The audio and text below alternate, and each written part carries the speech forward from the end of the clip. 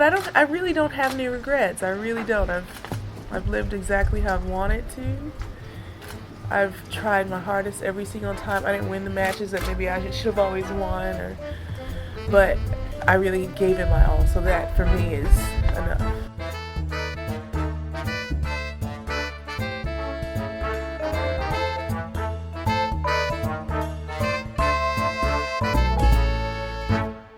Hello everybody, welcome back to the Body Serve. I'm Jonathan. I'm James. Welcome to a special celebratory, kind of, 350th episode of the podcast. Wow. I feel like it's a milestone, but I don't know what to do at this point. 300 was Serena, the episode where we kind of celebrated the career of Serena following her retirement. And now at 350, we feel on the cusp of a number of really important retirements. Well, 350 is goats on a boat. That's what 350 is. We'll get to that later on as we talk about Olympic stuff. Anything you want to say to the listeners at the start of this episode to mark the occasion? Oh, I was hoping you would start. No, you start. No, I've probably said this before. I could never imagine doing this for so long. Publishing so many episodes, I didn't think that I'd be able to talk this much about tennis. Hopefully, I have not run out of insights over all these years. I think as we change and evolve, our interest in the sport changes, what fascinates us. And it's exciting that things actually do still fascinate me about tennis. That surprises you. Yeah, because, if you were just a normal fan, it would be normal for your interest to maybe wax and wane over the years if your faves retire. We haven't given ourselves that luxury. We've always produced at a similar clip, regardless of what was going on in the sport or in the world. And I think that kind of discipline has made me find the things about tennis that are inspiring or funny or, all of those things. So because we treat this as a job rather than necessarily a hobby, you're able to focus more on getting the job done. Yeah. And this year, we have been producing at a similar cadence as last year, but I don't know, it feels like we're not doing enough sometimes. Yeah, we got to get a history episode out. Well, indeed. My message is simple. Thank you, thank you, thank you for the years of support, for all the folks who've been with us from the start, those who found us later on, those who maybe got sick and tired of us and maybe came back, those who supported and then didn't because, they'd had their fill. Everybody's download counts the same. I was just going to say that. Thank you for the clicks, regardless. My hope is that we continue to keep you entertained, that we don't phone it in, that the product remains at a high enough level to warrant your listening. We're going to talk about the slew of events that have happened in the lead up to the Olympic Games. Everybody playing on clay all over the globe, except for in Newport last week. And finish with our thoughts in general on the Olympic tennis event, having watched the opening ceremony today, and have a bit of a light go of it on this episode. Mm-hmm. After Wimbledon, a lot of people shift back to European clay, and in most years, it kind of feels like a diversion. It kind of feels like the clay season should have been over, and now we should shift to something else. But this year, it's been very important preparation for a lot of players to reset on clay. This is Casper Ruud's time of year. Right. But Casper is playing in the Olympics, so he's busy. Well, I'm saying this is his time of year, and it's still on clay, these Olympic Games. Lucky for him, because in Tokyo, he skipped the Olympics and won a bunch of clay titles where the competition was not as good as it might have been in other years. In Budapest, Diana Shnaider is the youngest player at 20 years old to win titles on 3 surfaces since Caroline Wozniacki, who did it in 2009 at the age of 19. And this happened all this year in Thailand, in Bad Hamburg, and Budapest. Diana has really improved her ranking this year. She's soaring into the top 20, winning 3 titles, one of the most consistent players on the tour right now. And Ben Rothenberg tweeted something like, just because she's not really breaking through at the slams, I think people overlook her and forget her But she's had such a great season. In Palermo, Karolina Muchova made her return to the regular tour and reached the final. Well, that's a bit of a lie. She did play one lead up heading into Wimbledon. What was it, Eastbourne? Yes, Eastbourne, Wimbledon, first round loss, and then Palermo on clay in Sicily, reaching her first final since her return and also the first final since last year's Cincinnati. In Palermo, losing to Zhang Qinwen in the final. Zhang was defending her title there, so her second Palermo title and third overall. In Bastad, Rafa Nadal. This was quite the week for him. He made the final, losing to Nuno Borges, but along the way he spent 72,000 hours on court. Okay, this was just a bizarre experience, was it not? He's playing a clay warm-up in Sweden that he has played before a long time ago. No, it's not a warm-up. It's not a warm-up. He doesn't treat it as a warm-up. You're right, it's not a warm-up. The Olympics are a special thing, and they happen to be on clay. But he has played this tournament in his early years, and... The last time he played it, he won it. Right, which must have been like... 2005 or something like that. And I had imagined he'd be treating it as like, okay, let me get some matches. I just need matches. He is a player who actually does like to play a lot.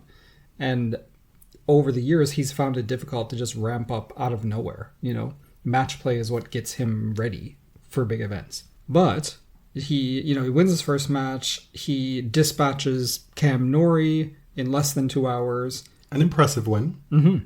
And then we get to Mariano Navone. 4 hours, 1 minute, one of the longest three-setters of his career. A 6-7, 7-5, 7-5 win that led to another 2 hour plus three-setter against Ajdukovic in the semis. Gets to the final, doesn't really have a lot left, but at that point I'm wondering, did he just kind of spend it all before the Olympics? Like, is he going to have a lot left?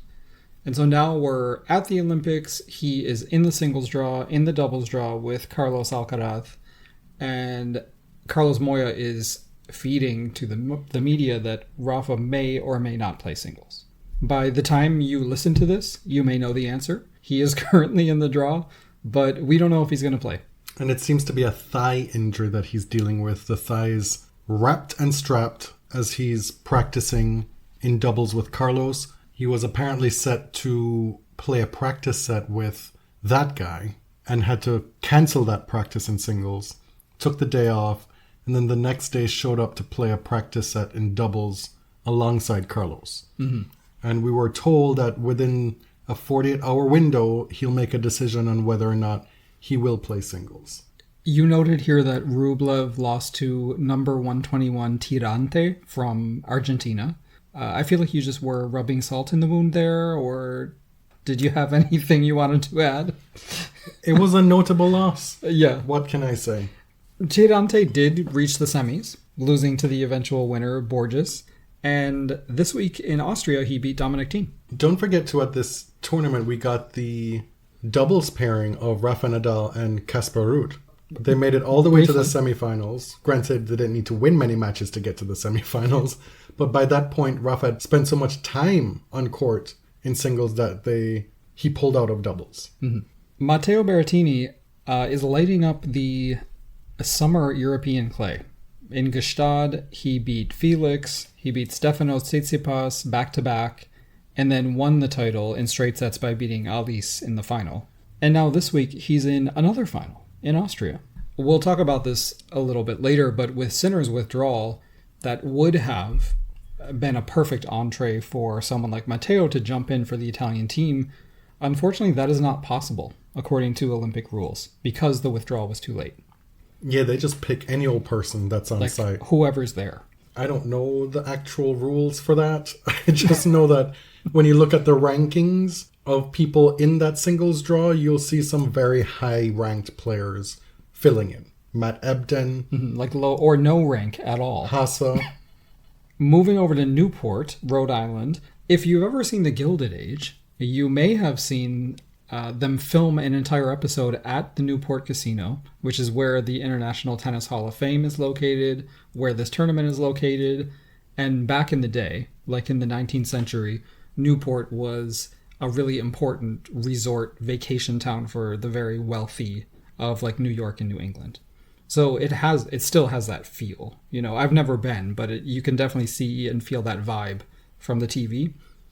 But Newport is, you know, currently the only grass court tournament at the ATP level in North America, and it will no longer be on the ATP main tour starting next year.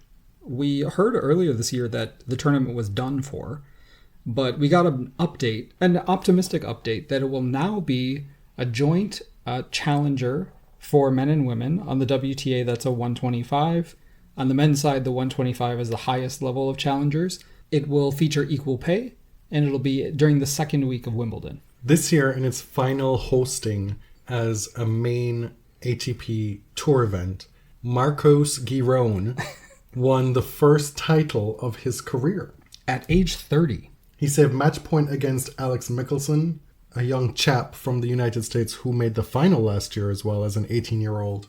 And apparently Marcos has been getting some assistance, I don't want to call it coaching, from that guy who is very prominent in tennis all of a sudden, Andre Agassi. Really? I'm pretty sure I saw that. Okay.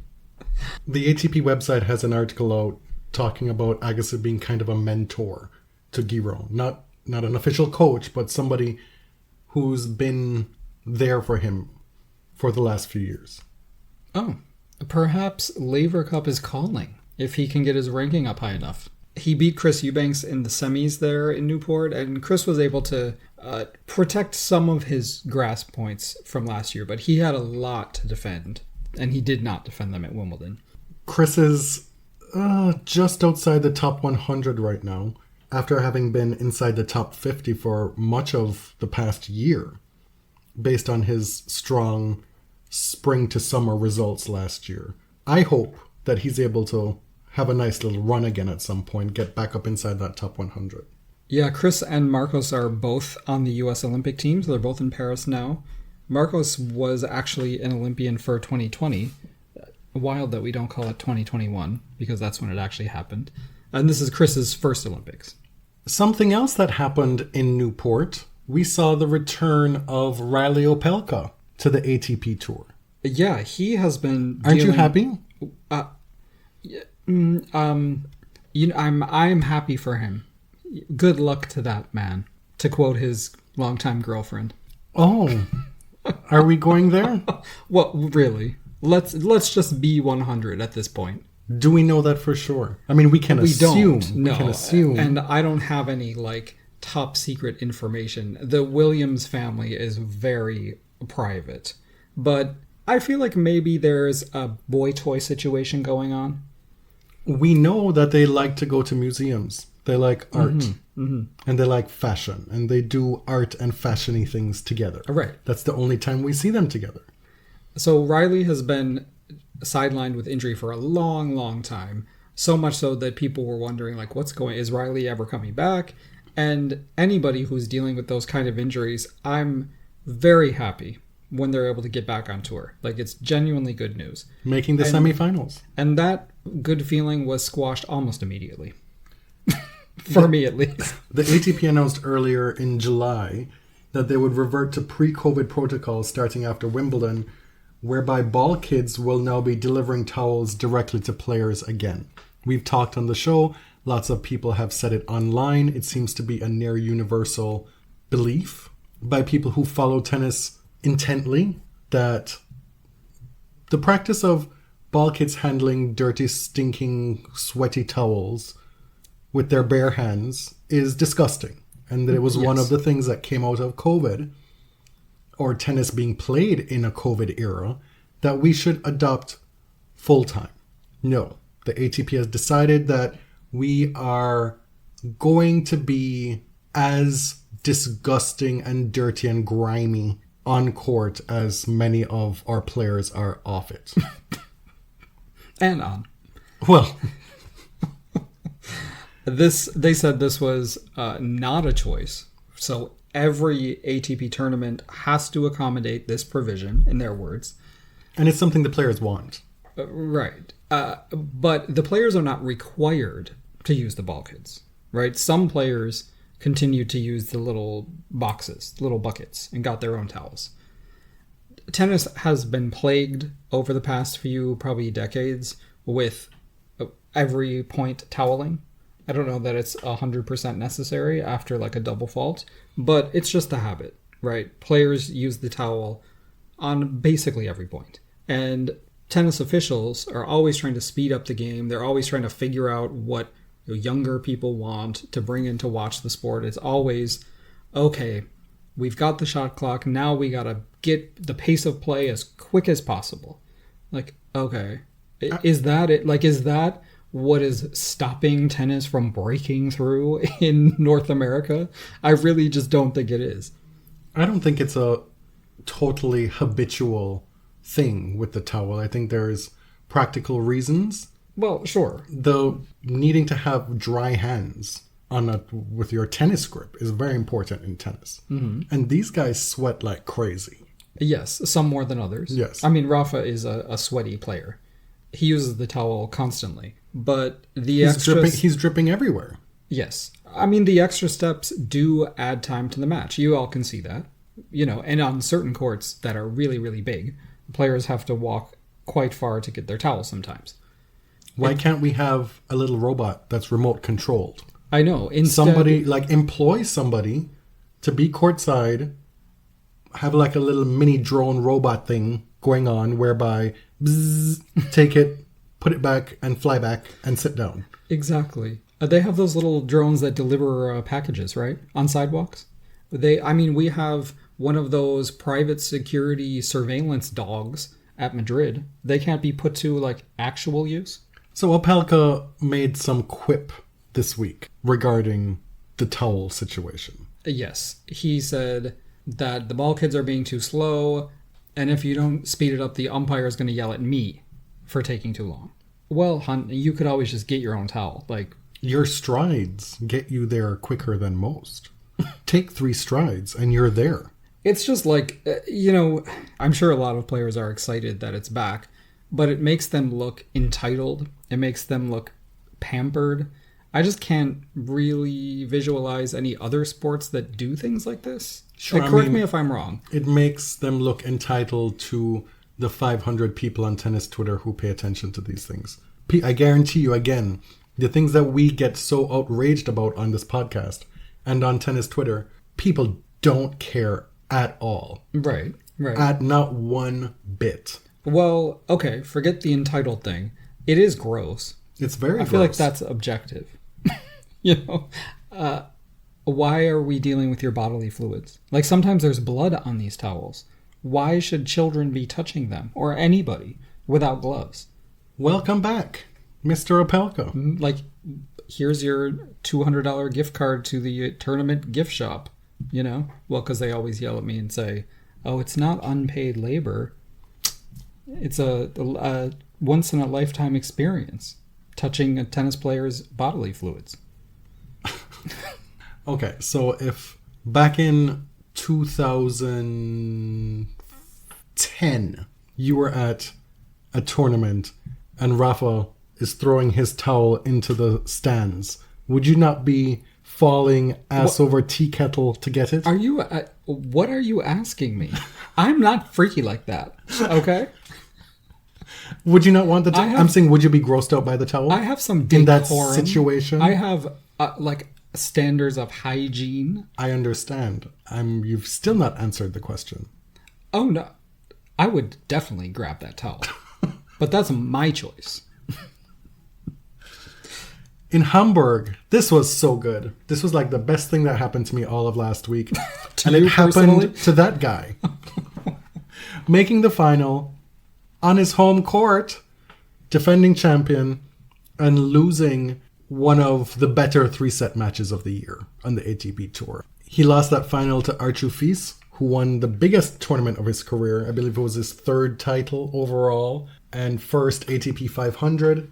Listen, that guy failed to convert 21 of 22 breakpoint chances. I mean, this is the type of stuff that he deserves. And this is on clay. The type of stuff that I love to see. Mm. And on top of that, he lost that deciding set tiebreak 7 points to 1. And he also got into his whole moralizing thing. I'm the arbiter of good behavior on the ATP tour and scolding Artur Fils during this match. Mm-hmm. I think it comes down to the fact that men are too emotional for certain pursuits. You know? I agree. I mean, they're entirely too emotional to function in high stakes professional sport. Mm-hmm. But it's embarrassing, really. In this match, he found an opponent who was going to match his freak, right? Artur Fils is... Match his freak? You know, that's a TikTok thing. Oh, okay. I saw the Twitter folks talking about how Fils has that dog in him. Right. He's not somebody who's going to back down. He's not like Taylor Fritz is going to just like deal with the haranguing at the net. Fils is going to match the energy that you give him. Mm-hmm. And some people say that guy wasn't mad that Fils used an underarm serve, that it was because the underarm serve was called in when it was out. Mm-hmm. That was eventually overturned.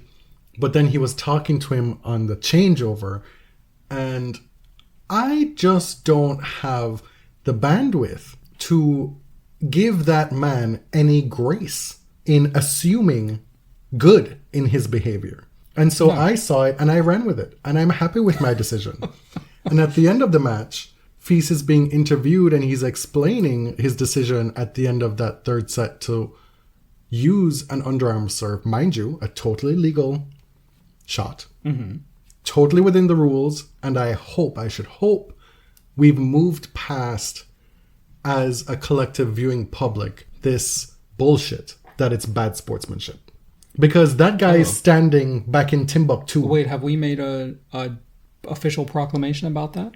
I hate it. You hate the underarm serve? Yeah, I hate it. You can hate it, but also think it's not bad sportsmanship. No, I don't think it's unsporting. I don't know why. I don't know how to define it. No, I think those are two separate things. Okay. You absolutely can hate it. I don't love it myself. Mm-hmm. But to then say that, wow, you are a piece of shit because you did that. How dare you in this sport? Right. It sounds like, no. That guy is standing in Timbuktu to return at the very back of the court. Mm-hmm. You get what you get. I'm sorry. It's totally valid. So Fils says, quote, I'm cramping, trying underarm serve because I cannot serve. Crowd take it badly. I don't care. I'm winning. And that's it. In the French accent was so fun. I don't care. I'm winning. And that's it. Zverev, he was muttering after the underarm serve. And then on the changeover, that's when Fils confronted him and was basically like, what is your deal, dude? And then it all seemed to like sort of blow over by the trophy presentation. The handshake was weird. And there's a thing about how... The handshake wasn't weird. It was a drive-by. Yeah. It was rude AF. And also the crowd was really, really against Fils the whole time, obviously. Like that should have been an advantage to that guy. He would never acknowledge that. But there's the thing about the way that guy moves through the world, and it's become so apparent. He tries to exert power over people he believes are less powerful than he, right? Yeah. Like Taylor Fritz, he's going to kind of verbally dominate him at the net. He's going to put his arm in front of him so he can't leave. This is controlling behavior. He's going to chirp and be nasty to Fils, but he ingratiates himself to people who he believes are more powerful than him. I mean the way he's kissed up to the Big Four, for example. The way he's identified Daniil Medvedev's wife as a potential ally, right, in this fight against the domestic abuse allegations, and making up this whole relationship that they allegedly have as like old friends. Then at the end, if you don't know him, you thought maybe this was kind of a fun collegial interaction where Zverev opened the champagne and sprayed Artur with it after he won to celebrate. To me, it read very differently because I know who this person is. Mm-hmm. It honestly felt aggressive. And you can tell me I'm overreacting, that's fine. But to me, it felt very gross because they're not friends. Well, you say to those who know him, none of us know him. We're talking about those who've been paying attention to his past behavior, what he's shown us. Anyway, he lost. Next on the docket for him to lose, the Olympics. We'll see if that happens as well. And then we're full out of clay matches for him to dominate. The clay tournaments are continuing this week. We've got Olympic players who are still alive in some of these tournaments. Andreeva, for one. Matteo is not going to the Olympics, but as I said, he's in another final in Austria 2 weeks in a row. In Prague, Lucy Safajeva is back, playing actually both singles and doubles. Yes.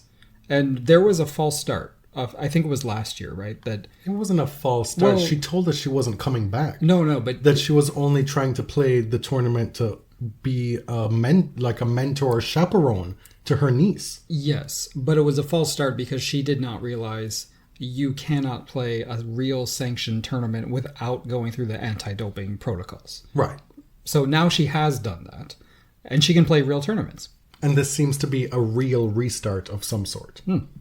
Because not only are you coming back to play doubles with BMS and make the final, losing to Reunited and It Feels So Good of her. The Wimbledon champions, actually 2 Wimbledon champions, Krejcikova and Siniakova. Not only did she come back for the doubles, but she entered singles qualifying. And it's not the first time this year that she's done that. Yeah, and she's played in like lower level events as well, like ITFs. She's 37 years old. I mean, I enjoyed watching her play tennis. So I wouldn't be mad if she's coming back. People love her, like personally. She's always had a great reputation. Before we get into the Olympics, a couple other things. We were just talking about that guy, so let's do that. Oh, sure. The Tennis Channel tweeted last week about a podcast that's coming out called A bis Z, which means A to Z in German, with that guy and his brother Misha. And the tweet read, quote, "The new video podcast hosted by Alexander and Misha Zverev is now available Tennis Channel." That was their error, by the way. Their first episode features 3-time Wimbledon champion Boris Becker. Because, of course, why would it not feature Boris Becker? This is a hell of a lineup, folks. The response was universally negative, horrible, berating, and they quickly deleted the tweet. Does the podcast still exist? I have no idea. I have not gone and sought it out. But the level... It's not really tone deafness because they are very aware of how this man is received by a lot of the tennis fandom. At this point, it is actually like principled inclusion of this guy. It's on purpose. Ben Rothenberg added some context that he found out that Misha has been employed by Tennis Channel International, which he has, quote, heard has impacted how Tennis Channel has covered Alexander. I wouldn't be surprised.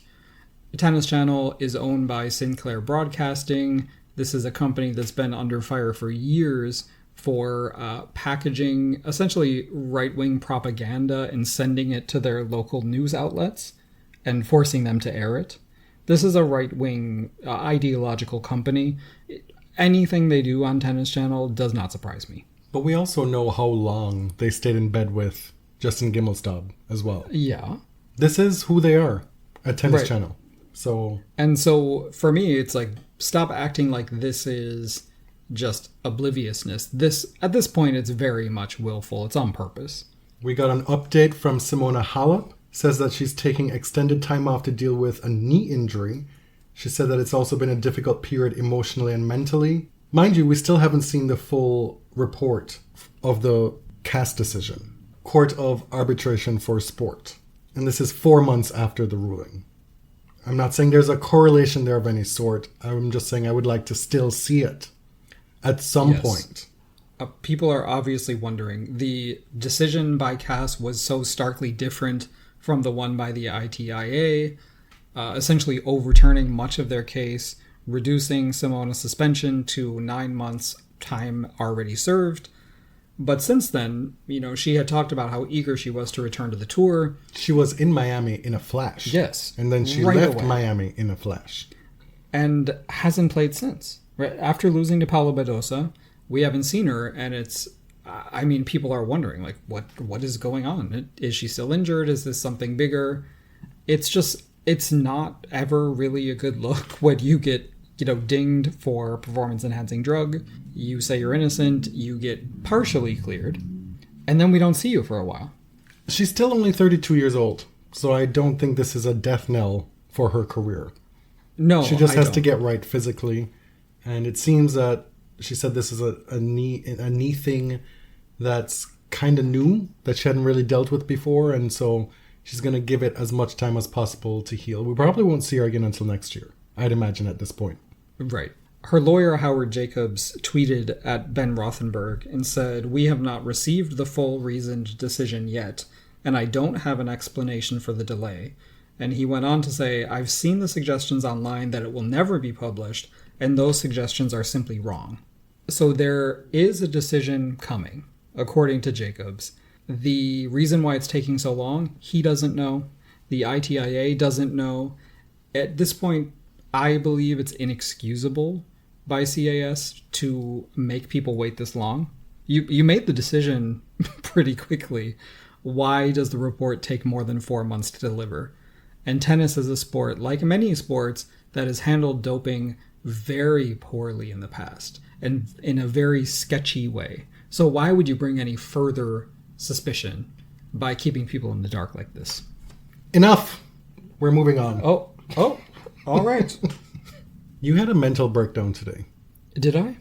You were simply watching the Olympic opening ceremony and you could not deal with the length of it. This after I told you, I did the math. I wasn't going to be able to watch most of it because I had to work a lunch shift today. And you're like, how long does this thing last?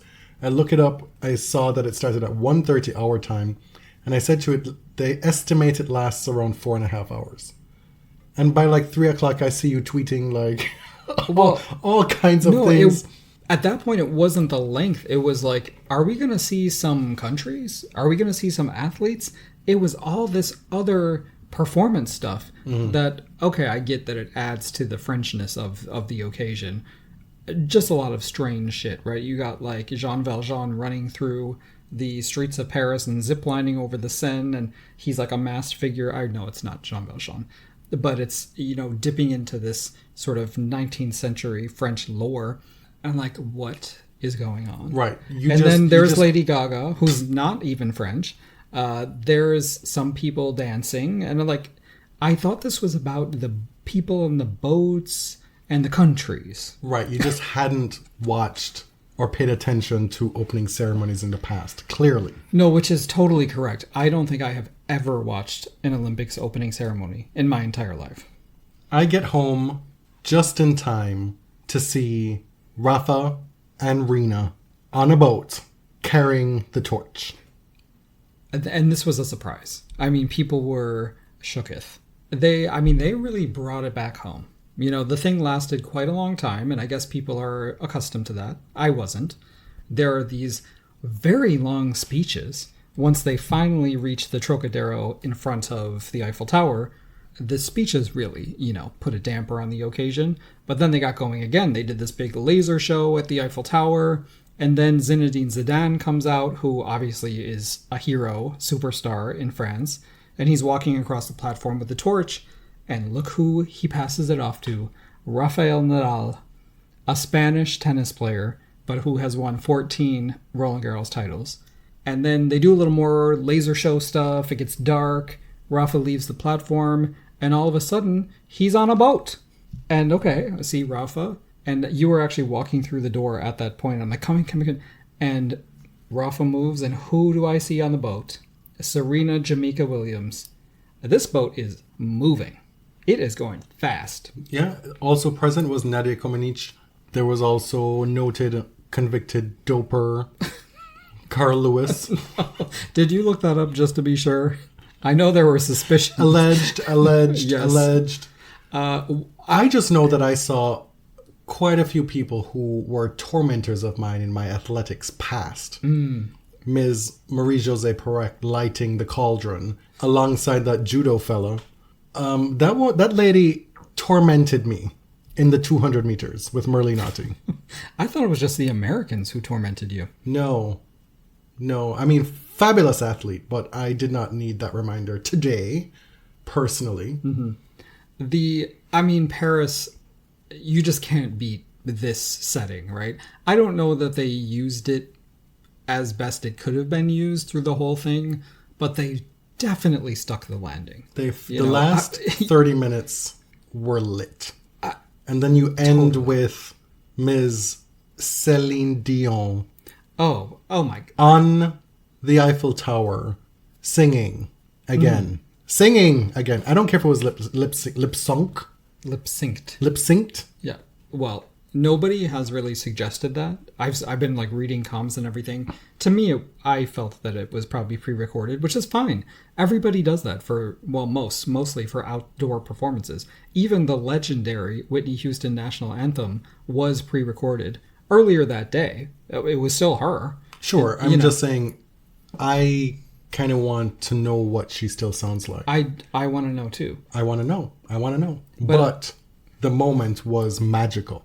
It was incredible. I didn't even know she could do that. For the past 2 years, she had been so sick. We'd gotten some very concerning updates. When we saw her at the Grammys this year, it was like, I didn't even know she could come out and walk on stage unassisted. But to be able to do that, oh my God, it's too much. Canadian icon, legend, the moment. You were not paying attention to the press tour for her documentary. I was. Yeah, if it means that Ms. Dion is back in Vegas, and we know that Mariah is extending her residency next year, if they're there at the same time, can I get you on record? Well, I guess I get you on record? No, because you've told me point. You will never step foot in Las Vegas in your lifetime. You have no desire. I have no interest I've suggested it many times. Not to do like the slots and the machines and the casinos and the hotels and all that. No, I have no interest in going there.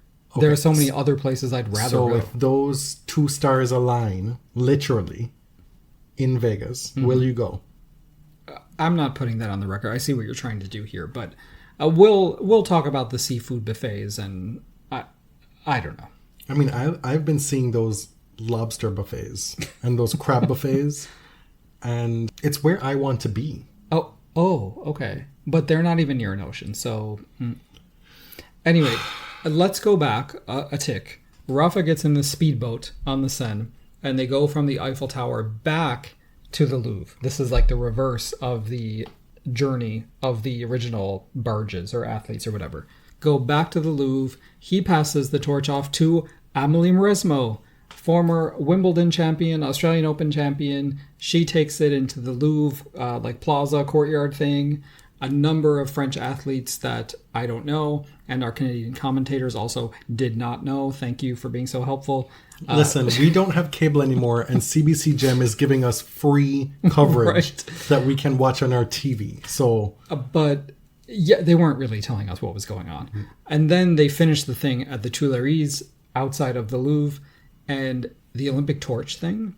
I mean, ingenious. So creative, so beautiful. The hot air balloon that literally lifted into the sky after it got lit. And you were like, how is it going to stay there the whole 2 weeks? The whole I'm so confused. I was like, well, it's probably tethered, I would imagine. That makes so much more sense, yeah. But it was just so beautiful. And I'm not even into the Olympic thing. I like watching the sports, certain sports, but the Olympic spirit, all those things, I don't buy it. I'm not a big fan, but it was very hard to resist this. You were like, why are they talking about this like that? Why are they doing this Olympic mysticism? Why are they like solidarity, world peace? Like, it's all bullshit. It's all so depoliticized. And again, I was like, you clearly have not. Right? Are you new here? I took courses in my undergrad. One I think was called Sport and the Olympic Games. I read Leni Riefenstahl. I'm so sorry. I studied the 36 games. You watched The Propagandist? Yep. I learned about The Propagandist and why the Olympic Games are largely propaganda. Mm-hmm. I asked a question of a visiting Dick Pound that he spoke to me like I was a complete moron. Mm-hmm. It was about doping, right? Yeah. Earlier during the procession when the boats were coming through, it was frustrating because it was so fast. You really couldn't pick out anybody.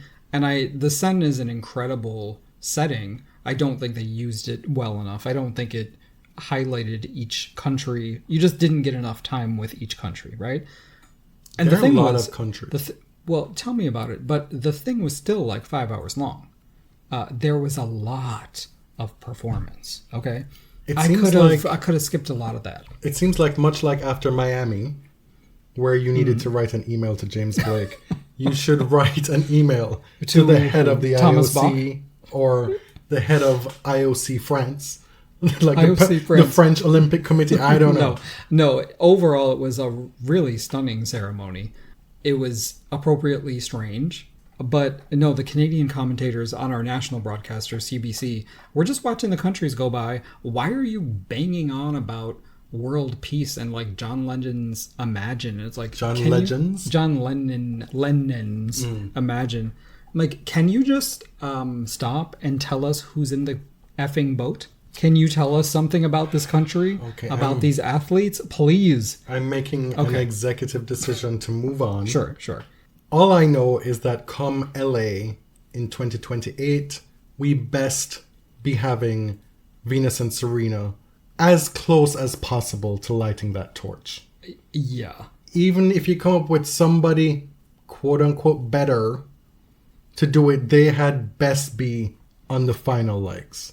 I know America has a host of athletes to choose from, of legends, and a host of athletes who are associated with Southern California. But Serena and Venus, their story is unmatched, and this is their hometown, city of Compton. But I was so surprised at how prominently tennis was featured in the closing moments of the opening ceremony. Amelie Mauresmo, Nadal, and Serena, who are not from France, were given this incredible platform, right? With other legends like Carl Lewis and Nadia Comaneci. Coco Gauff was chosen by her peers to be one of the flag bearers for Team USA. Did that piss people off? Among many choices, right? Many incredible female athletes. Like, what is she supposed to do? Say no? Right. Like, some people voted for her to do this. Mm-hmm. Just let it be. It was very sweet how she found out, too, because her friend, Chris Eubanks, interrupts some press event or whatever they're doing, and what he gave her a jacket, right? The special opening ceremony jacket to, I guess, the flag bearer jacket. Yeah, but she looked very confused. She was like, okay, thanks for the jacket. And I don't think she caught on that this is where it was going. She seemed very surprised that she was chosen. And you had her biggest hype girl there, Miss Danielle Rose Collins. She so assumed a big sister role. Yes. In that moment. You know, like, that was very cute to watch. It was. Honestly, like, Danielle's whole demeanor through this Olympics run has been so funny. She just seems really excited to be there. She is hype. We have always, without fail, scoffed at the import of Olympic tennis over the years. We haven't really paid it much mind, to be honest. But watching today, two things. You really get a sense of how cool this is for the athletes. Yeah. And people conflate cool with important. Fine, have at it. It's a real moment in time for them. And then you also see just how big tennis can shine or has shone on the biggest world sporting stages. Because we have some of the biggest, greatest, brightest stars in sport who ever lived. Mm-hmm. Mm-hmm. You have Rafa Nadal and Serena Williams on a fucking boat delivering the Olympic torch. That's really cool. Yeah. And so now I'm prepared to enjoy it so long as that guy doesn't win. And I'm also going to just accept that it is just a cool moment. It's a cool moment. Totally. I don't need to make it bigger than it is. It means to players what it does on an individual basis. If you think it's great, amazing. If you think you don't need to be there, fine. Right, right. It's... And if you're okay with your decision, fine. I've always been like an Olympic agnostic, and I think we both have on the show. Olympic tennis. Yes, but seeing, the USA tennis team got to ride in a bus with USA basketball, like, that is really cool. tennis players don't always get to hang out with LeBron James and NBA players. Like, that was very cool to see them hype each other up. That would be just something you never forget in your lifetime. Even if, I don't know, even if you don't find the actual tennis tournament that important. The actual tennis tournament, though. Some bad news. Well, a lot of people pulled out. Yeah. A lot of people pulled out too late. Urkac? He has a serious injury, actually, that he sustained at Wimbledon. So he will not be playing mixed doubles with Iga Świątek. They had an incredible mixed doubles pairing. There's no Wozniacki-Rune mixed doubles team because Rune pulled out with an injury, a wrist injury. Caroline is still in singles. She is, but she has said before that one of the main reasons she came back to the tour was to play the Olympics.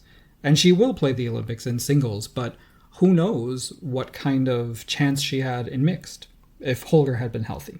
Vondroshova, out. Rybakina, out. Andy Murray, out. Potentially Rafa Nadal, out. Mm-hmm. That's yet to be determined. And so you have a bunch of low-ranked players replacing these players in the draw. That dilutes it even further, frankly. Yeah. And the biggest one, number one, Jannik Sinner, pulled out this week with tonsillitis. And Murray, Sinner, and Rune pulled out too late, so there couldn't be any replacements that weren't already on site. So you have this situation now where the team needs to pull any eligible player. And usually it's a doubles player. If you're on site and you're eligible to play, we're going to dump you in the singles draw. Creates this situation where Matt Ebden is playing now the number one seed Djokovic in the first round. Matt Ebden has not played singles since 2022. He doesn't even have a ranking. If Djokovic gets through that, it's possible, if Rafa is still in the draw, that it would be Novak Rafa in the second round, provided Rafa gets past Fucsovics. Right. I would like Rafa to just play doubles at this tournament. Like, no, seriously. If you are injured, if this is a thing, I don't want to see it. I don't want you to have lost to that guy at the French Open and then come back to Philippe Chatrier and then lose again in the first or second round at the Olympics. For what? I can't abide Rafa losing to that guy and Djokovic at Roland Garros within the space of 2 months, and that being potentially the final matches he played at Roland Garros. I cannot deal with that. And honestly, guys, I am fatigued. I have retirement fatigue between Andy, Rafa. There must be others. Kerber is going to be retiring after the Olympics. But as we always say, like we bang on about this, you never tell somebody when they should retire. But I think I am allowed to say, I'm just exhausted at this point. I kind of want it to be over, if I'm being honest. Rafa? Because this isn't working. Oh, I'm not. You know? I'm not there. I don't think it's at the point where he can't come back to good form.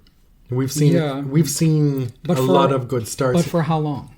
Like, as long as he wants to. I'm just saying, for this one specific instance, I don't want to see that. You're having Andy Murray carryover from when I think that's it. From when I had to be out of pocket on this podcast. And I'm gonna piss you off again. Because Andy pulled out of Wimbledon late after the draw was made, and he says, no, I don't feel guilty. He pulls out of the Olympics late. And it's just like, okay, at what point do we just say it's enough? And apparently it is enough now. This will be Andy's last tournament. Are you happy? According to him. Are you happy? No, I'm not happy. But still, you have the number 1,196 ranked player, Robin Haase, in the draw now because of a late withdrawal. Carlos Alcaraz is playing the number 275 player, Hadi Habib, which is a great opportunity for him, but still, it's frustrating. Because you look at the draw now and you're like, oh, this actually, it's not as interesting as it should be. So, cancel me. Murray fans will probably hate me. We will celebrate his career till the cows come home. Love him down, but I'm exhausted. Okay, I was just shook that you lumped Rafa in with that mess of a situation that you got yourself into before. You're just not giving any fucks right now. No, it's episode 350. Okay. Oh, you're saying you get to get a pass, a free pass? No, on who this am I episode? pretending for at this point? Well, I mean, you said, are we going to do a draw preview? And I said no, because we don't enjoy those when it's a slam. No. To begin with. And then to do that for this? No, ma'am. It's just, you just see a little cute things and talk about a few things, and then that's that. We talked about the Nadal-Djokovic potential second round. Kerber Osaka in the first round. You have here Iga's for the taking, but she also has a lot of people who've given her problems in the past in her half.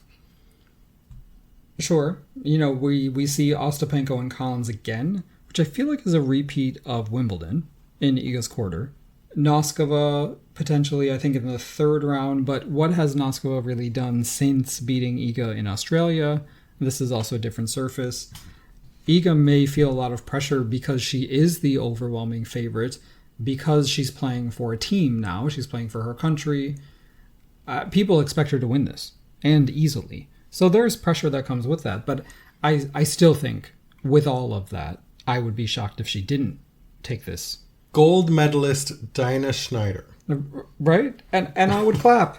Will Barbara Krejcikova be able to sustain this momentum she's built from Wimbledon? She just won a doubles title in Prague on clay.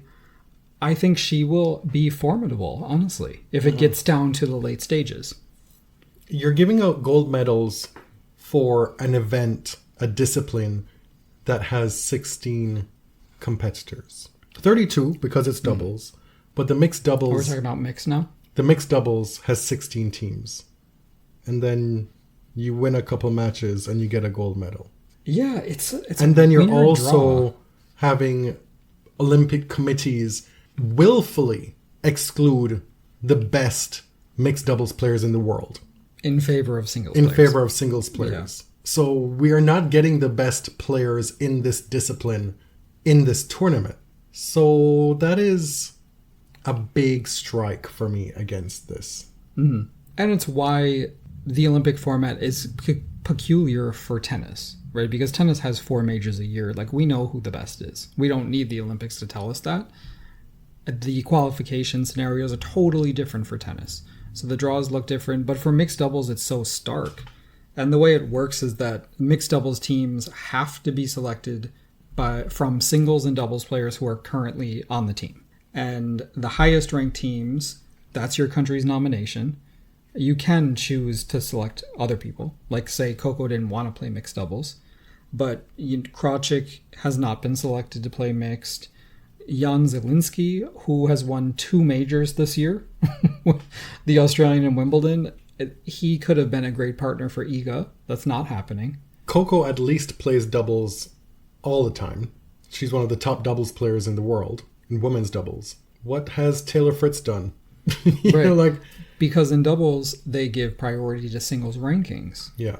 So he doesn't have to show that he's a great doubles player to get in.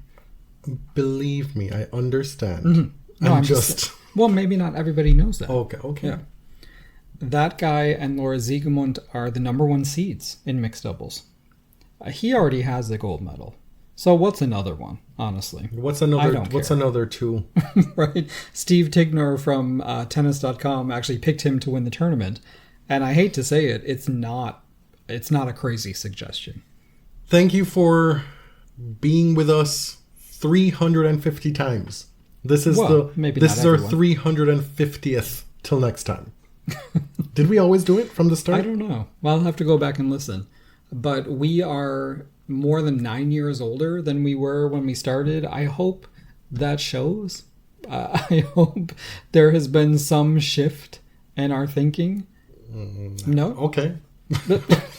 I just care if you find it entertaining and useful still. I don't need all that. All right. My name is Jonathan. You can find me on Twitter at tennis_John. And I'm James at ElliotJMR. 2 L's, 2 T's. Everything related to the podcast can be found on Linktree at linktree.com/thebodyserve. We're on Spotify and Apple and anywhere you get your podcasts. Thanks for listening. Till next time. Thank you. Thank you very much.